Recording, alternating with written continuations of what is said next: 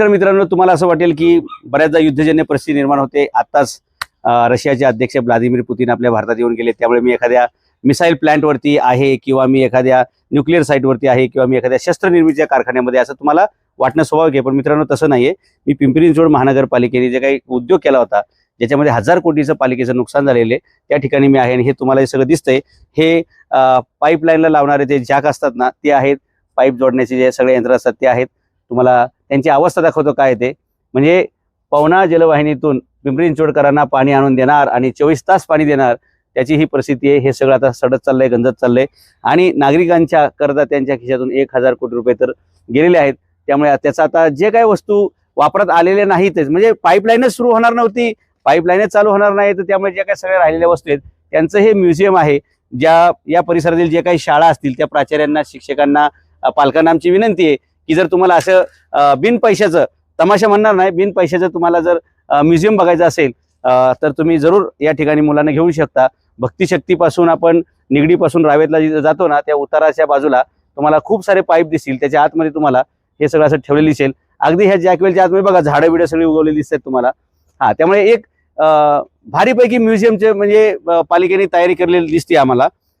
1000 कोटी रुपये वाया गेले याचं दुःख आहेच आहे, परंतु कशा प्रकारे इथं वस्तू गंजत पडल्यात, सडत पडल्यात, काय त्यांची अवस्था आहे बघा. म्हणजे कोणतीही योजना राबवताना कसल्याही प्रकारचं प्लॅनिंग करायचं नाही, काय नाही, कारण आपल्या खिशातलं काही जात नाहीये. जे काही नुकसान होणार आहे ते करदात्याच्या पैशाचं होणार आहे. आणि म्हणून अशा प्रकारची अफाट उधाळपट्टी करत करत आता ही महानगरपालिका, जी आशिया खंडातील एक काळाची सर्वात श्रीमंत महापालिका होती, ती आज 22,000 कोटीच्या कर्जाच्या उंबरठ्यावरती आहे. आणि जोपर्यंत नागरिक या भ्रष्ट अधिकाऱ्यांना जाब विचारत नाहीत तोपर्यंत ह्यांचा असाच खर्च चालू राहणार आहे. आणि असाच खर्च करत करत आता मला सांगा, ह्या पाईपमुळे जागा अडकून पडलेली आहे, 1000 कोटी रुपये वाया गेलेत. ह्या सगळ्या वस्तूंना गंज लागायला लागलेला आहे. याचा कधी उपयोग होईल की नाही सांगता येत नाही. पाईपलाईनच होणार नाही, याची पाईपलाईन कधी होणार आहे याची काही गॅरंटी नाहीये. त्याच्यामुळे ह्या वस्तूंचं करायचं काय. मग ज्या वस्तू आता अशा पडून येतं, अर्थात त्याचे पैसे ह्या पालिकेच्या अधिकाऱ्यांच्या पगारातून का कापले जाऊ नयेत, त्यांच्याकडूनच ते का वसूल केले जाऊ नयेत, असा माझा प्रश्न आहे. आणि टॅक्सपेअरनी जरूर याचा विचार केला पाहिजे की आपले 5 रुपये जरी पालिकेने कुठे खर्च करायचे म्हणले तर ते नागरिकांना विचारले पाहिजे.